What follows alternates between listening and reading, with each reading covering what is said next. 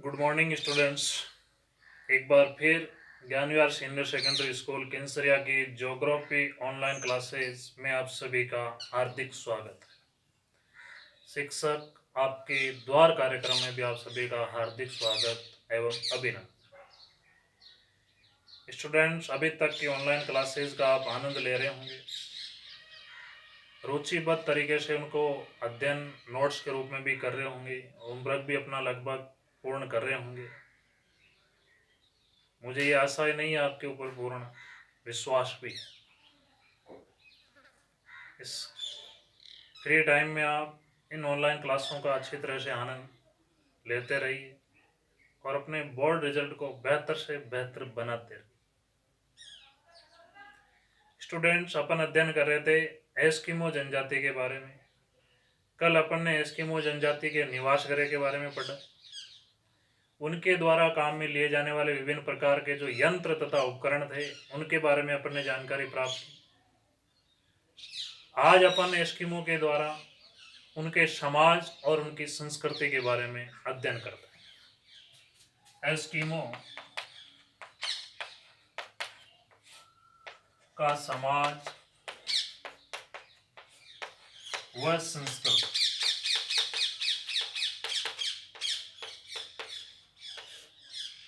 Eskimo किस प्रकार के सामाजिक जीवन जीते हैं, किस प्रकार के समाज के अंदर वो रहते हैं। जैसे कि एस्किमो जनजाति के जो लोग होते हैं विशेष रूप से छोटे छोटे समूहों के अंदर निवास करते हैं। 5 से लगाकर 10, 7, 8 इतने व्यक्ति एक साथ के अंदर ये निवास करते हैं। तो छोटे छोटे समूहों के अंदर रहते हैं और विशेष रूप से ये घुमक्कड़ जीवन जीते हैं। एक स्थान के ऊपर स्थायी रूप से नहीं रहते, ऋतुओं के अनुसार भी है या इसी प्रकार से प्रतिदिन भी कुछ जनजातियों के इनके कुछ समूह होते हैं जो प्रतिदिन भी घुमक्कड़ जीवन है वो जीते रहते हैं। घुमक्कड़ यानी एक स्थान से दूसरे स्थान पर घूमते फिरते रहते हैं। इनके समाज के अंदर कई प्रकार की प्रथाएं भी हैं। जैसे इनके समाज के अंदर बहुपत्नी प्रथा भी मौजूद है। बहुपत्नी प्रथा यानी एक से अधिक पत्नियां रखने की प्रथा भी है। एक पुरुष के एक से अधिक पत्नियां भी होती है इनके समाज के अंदर। ज़्यादातर जनजातियों के अंदर इस प्रकार की व्यवस्था पाई जाती है। इनके अलावा एस्किमो जनजाति का जो समाज होता है वो अपनी तरह पितृवंशीय ही होता है। इनमें जो वंश है वो किसके नाम से चलता है? पिता के नाम से चलता है। जैसे ऋग्वेदिक काल के अंदर माता के नाम से वंश चलता था वैदिक धर्म, तो उसी प्रकार से इनका जो समाज है वो किस प्रकार से इनका जो वंश है वो पितृवंशीय चलता है। पिता के आधार पर इनका जो वंश है वो चलता रहता है। इनके अलावा ये कठोर जलवायु के अंदर भी अपना जीवन यापन किस प्रकार से करते हैं।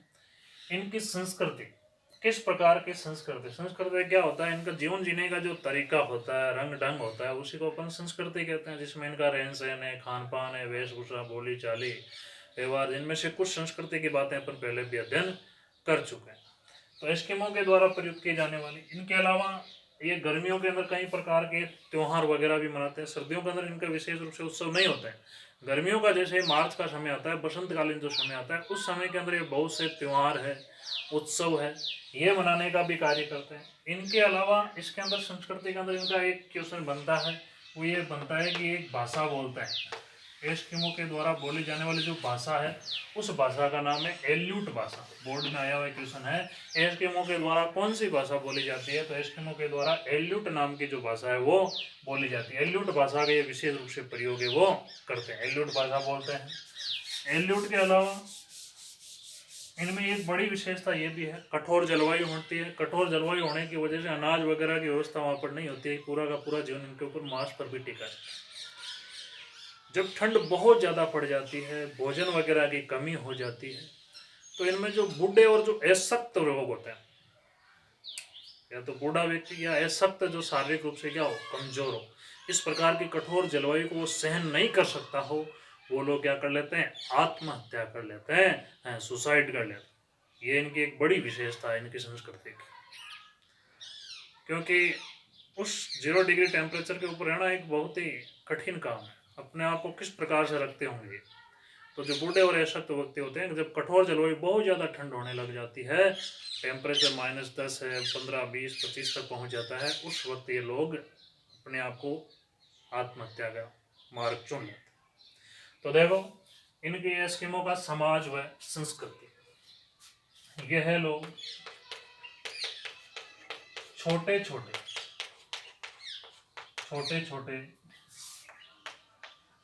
समूहों में रहते हैं, छोटे छोटे समूहों में रहते हैं।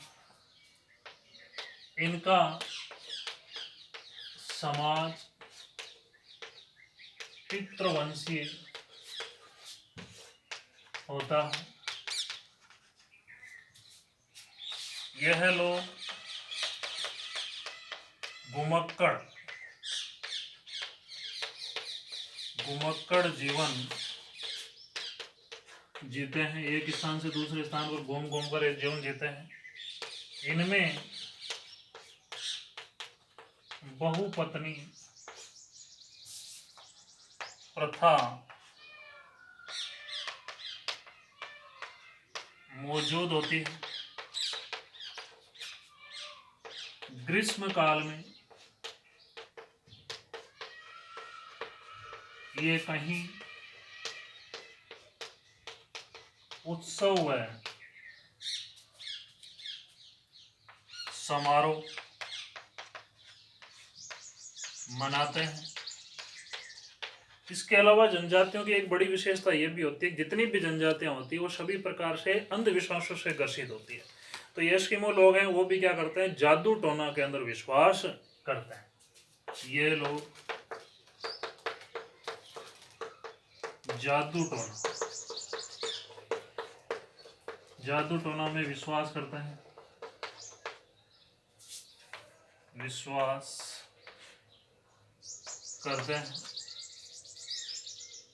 एस्किमो की मुख्य भाषा, इनवर्टेड कोमा में लिखना इसको, एल्यूट, ये महत्वपूर्ण है, ध्यान रखना। एल्यूट है एस्किमो की जो मेन भाषा होती है, मुख्य भाषा एस्किमो कौन सी बोलते हैं, एल्यूट नाम की जो भाषा है वो बोलते हैं। इसके अलावा कठोर शीत ऋतु में बूढ़े और अशक्त व्यक्ति, जो कमजोर व्यक्ति होते हैं, अशक्त व्यक्ति आत्महत्या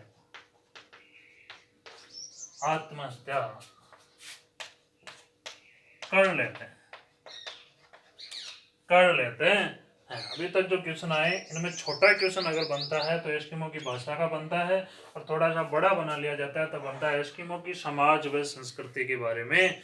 बताइए एस्किमो का समाज किस प्रकार का है, किस प्रकार की इनकी संस्कृति है, और एस्किमो के द्वारा कौन सी भाषा बोली जाती है, एल्यूट भाषा बोली जाती है। इनका समाज कैसा होता है, पितृवंशी समाज होता है, बहुपत्नी प्रथा इनके अंदर मौजूद होती है, घुमक्कड़ जीवन जीते हैं।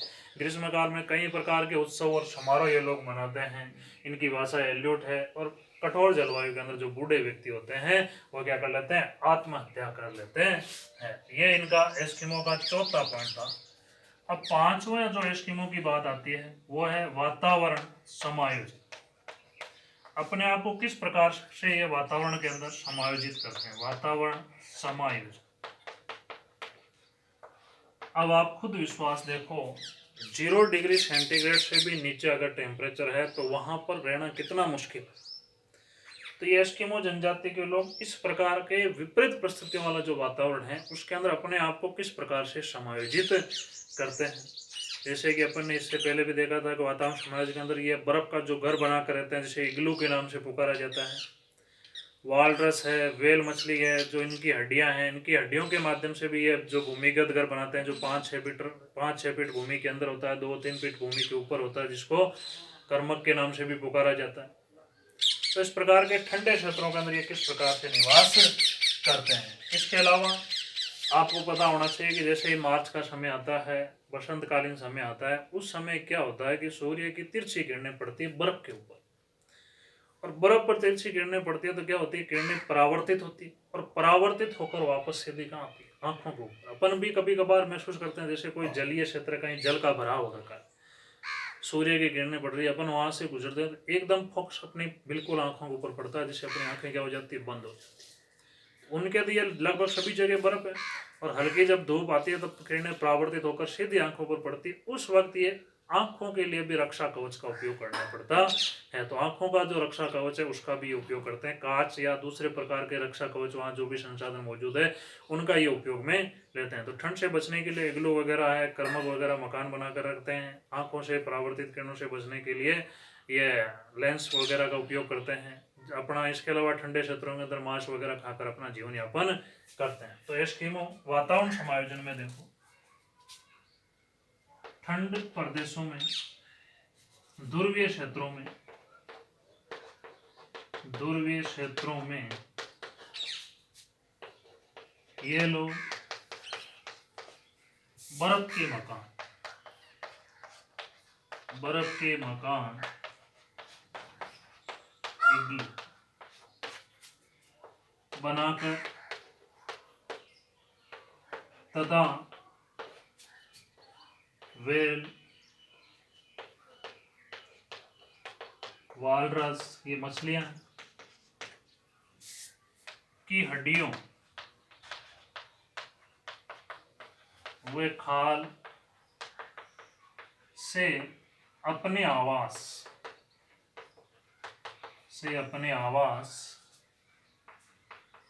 बनाकर रहते हैं। इसके अलावा जैसे सूर्य की किरणें इनके ऊपर पड़ती है, तो सूर्य की किरणों से बचाव करने के लिए भी ये लोग क्या करते हैं, सूर्य की किरणों या हिम जंजाओं यानी बर्फ वगैरह की उनकी जंजावतें पड़ती है, तो उनकी वजह से, तो देखो हिम जंजाओं, बर्फीले भूकंप, हिम जंजाओं तथा सूर्य की परावर्तित किरणों से आंखों को बचाने के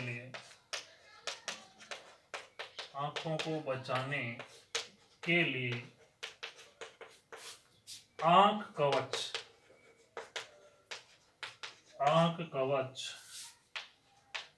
का उपयोग करते हैं। सूर्य की किरणें जैसे परावर्तित होकर इनके ऊपर पड़ती है, तो उनसे बचने के लिए क्या करते हैं, आंखों का ऊपर कवच लगा लेते हैं, चाहे चश्मे की तरह का हो या दूसरे प्रकार, वहाँ जो भी संसाधन होते हैं, खाल वगैरह, उनकी पारदर्शी वगैरह कैसे बनाकर उनका ये उपयोग करते हैं। तो इस प्रकार से एस्किमो का आपने वातावरण समायोजन पढ़ा। एस्किमो जनजाति का लास्ट जो पॉइंट बनता है वो ये बनता है कि आधुनिक संस्कृति से संपर्क। ये लोग वर्तमान समय की जो संस्कृति है उस संस्कृति से किस प्रकार से संपर्क में आए हैं। आधुनिक संस्कृति से संपर्क, आधुनिक संस्कृति से संपर्क। 1960 के बाद में अमेरिका है, अलास्का है, या रूसी गणराज्य के अंदर जो उत्तरी साइबेरियन क्षेत्र के अंदर जहाँ ये निवास करते हैं, जहाँ इनको सेमोयेडस के नाम से पुकारा जाता है, उन क्षेत्रों के अंदर 1960 के बाद में इस जनजाति को क्या करने दिया गया, सरकारों के द्वारा संरक्षण दिया जाने लगा। कई प्रकार की स्वास्थ्य सुविधाएं इनको दी जाने लगी, रहने के लिए आवास वगैरह उपलब्ध करवाए जाने लगे, खाद्यान्न वगैरह उपलब्ध कराए जाने लगे। तो उसके बाद में इनकी संख्या लगातार क्या हो रही है, अमेरिका के अंदर अलास्का वगैरह क्षेत्र है, कनाडा वगैरह क्षेत्र है, इन क्षेत्रों के अंदर, उत्तरी अमेरिका महाद्वीप के अंदर इनकी संख्या लगातार बढ़ रही है। यूरोपियन क्षेत्र के अंदर जैसे रूसी गणराज्य क्षेत्र में, उसमें उत्तरी साइबेरियन इलाके के अंदर जहाँ निवास करते हैं, जहाँ इनको सेमोइडस के नाम से पुकारा जाता है, तो वहां पर भी इनकी संख्या वो लगातार बढ़ती जा रही है। तो धीरे धीरे जो बाकी जो लोग हैं, बाकी जो जातियां हैं, उनसे भी ये क्या हो रहे हैं, संपर्क में आने का प्रयास कर रहे हैं, और इनकी संख्या भी लगातार बढ़ रही है। लेकिन कुछ इलाके ऐसे भी हैं जहाँ ये लगभग समाप्त होने की स्थिति के अंदर भी आ गए हैं, जैसे ग्रीनलैंड के अंदर जहाँ ये निवास कर रहे हैं, वहाँ लगभग समाप्त होने की स्थिति के अंदर आ चुके हैं। तो देखो, आधुनिक संस्कृति से संपर्क 1960 के बाद ये लोग, 1960 के बाद अमेरिका व यूरोपियन यानी रूसी गणराज्य के माध्यम से जहाँ उत्तरी साइबेरिया के अंदर ये लोग निवास करते हैं, वहां पर यूरोपियन लोगों ने इनकी आर्थिक मदद करकी, आर्थिक मदद की, आर्थिक मदद यानी इनको आवास वगैरह उपलब्ध करवाए, भोजन की व्यवस्था वगैरह की, तो आर्थिक स्वास्थ्य सुविधाएं उपलब्ध करवाई, तो आर्थिक मदद की, जिससे कनाडा, अलास्का व उत्तरी साइबेरिया, उत्तरी साइबेरिया, कनाडा अलास्का उत्तरी अमेरिका में पड़ते हैं, अलास्का यूरोप महाद्वीप के अंदर पड़ता है, तो उत्तरी साइबेरिया रसिया का क्षेत्र आता है वैसे, उत्तरी साइबेरिया में इनकी संख्या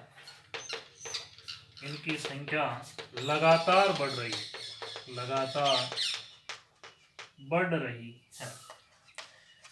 इनके अलावा जहाँ पहले ये नाव वगैरह काम में लेते थे, कयांक है, ओमियांक है, उनके स्थान पर जैसे स्लेज वगैरह काम में लेते थे, उनके स्थान पर ये क्या करने, नावों की जगह तो क्या करने लगे, मोटर चालित, जो मोटर से चलने वाली नाव होती है उसको काम में लेने लगे।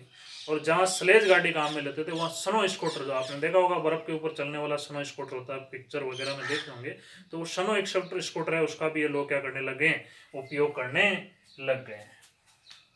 इनके अलावा ये आधुनिक उपकरण जहाँ पहले ये विशेष रूप से हार्पून वगैरह भाले का उपयोग करते थे, उनके स्थान पर आज ये किसका उपयोग करने लगे, बंदूक वगैरह, इनका उपयोग भी अग्नि बाण है, बंदूक है, इनका भी ये लोग क्या करने लगे, उपयोग करने लगे। तो इनकी जो संस्कृति उसके अंदर क्या आने लग गया, बदलाव आने लग गया है। पूछा जाता है कि एस्किमो जनजाति का आधुनिक संस्कृति से संपर्क के बारे में बताए, तो 1960 के बाद में अमेरिकन तथा यूरोपियन लोगों की आर्थिक मदद की वजह से अलास्का है, कनाडा है, उत्तरी साइबेरियन क्षेत्र में इनकी संख्या लगातार क्या होती जा रही है, बढ़ती जा रही है।